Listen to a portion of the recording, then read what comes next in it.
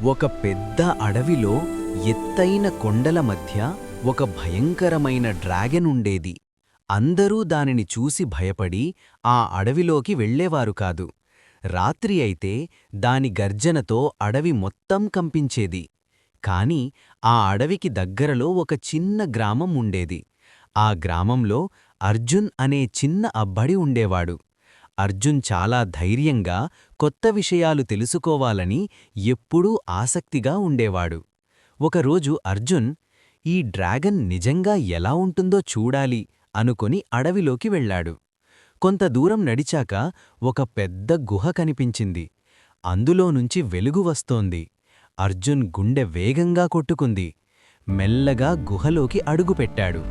అంతలో భయంకరమైన గర్జన వినిపించింది.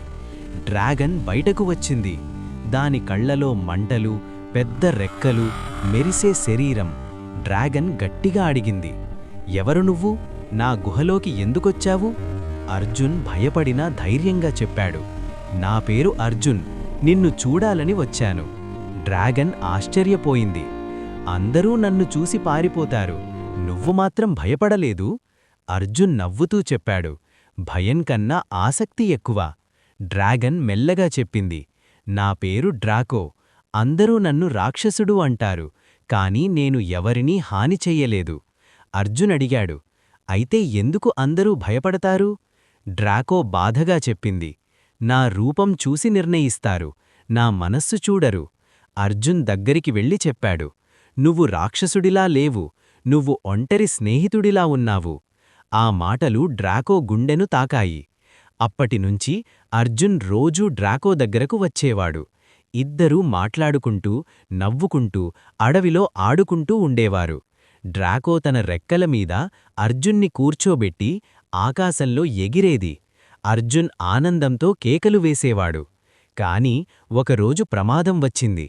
కొంతమంది వేటగాళ్లు డ్రాగన్ని చంపడానికి అడవిలోకి వచ్చారు. అర్జున్ చూసి భయపడ్డాడు. వెంటనే డ్రాకో దగ్గరకు పరుగెత్తాడు. డ్రాకో, వేటగాళ్లు వస్తున్నారు. డ్రాకో భయంతో చెప్పింది, నేను ఎవరికీ చెడు చెయ్యలేదు, అయినా నన్ను చంపేస్తారా? అర్జున్ ధైర్యంగా చెప్పాడు, భయపడకు, నేనున్నాను. వేటగాళ్లు గుహ దగ్గరకు వచ్చారు. డ్రాగన్, బయటకిరా అని కేకలు వేశారు. అర్జున్ ముందుకు వచ్చి చెప్పాడు, దాన్ని చంపకండి, అది మంచిది. వేటగాళ్లు నవ్వారు. డ్రాగన్ అంటే రాక్షసమే. అంతలో పెద్ద తుఫాను వచ్చింది. చెట్లు పడిపోతున్నాయి, ఇళ్ళు కూలిపోతున్నాయి. గ్రామం మొత్తం ప్రమాదంలో పడింది. డ్రాకో వెంటనే బయటకు వచ్చి తన రెక్కలతో గాలిని ఆపి తన శక్తితో తుఫానును శాంతింపజేసింది. కొద్దిసేపటికి తుఫాను ఆగిపోయింది. గ్రామం సురక్షితంగా మారింది. అందరూ ఆశ్చర్యంగా చూశారు. గ్రామ పెద్దమనిషి ముందుకు వచ్చి చెప్పాడు, మనం డ్రాగన్ని తప్పుగా అర్థం చేసుకున్నాం.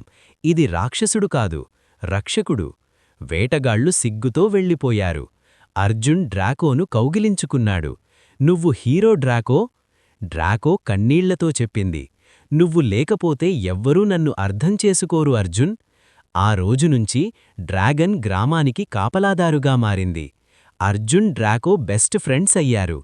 చివరగా కథ సందేశం, మనిషి రూపం కాదు, మనస్సే గొప్పది. ప్రేమ, స్నేహం ఏ భయాన్నైనా జయిస్తాయి.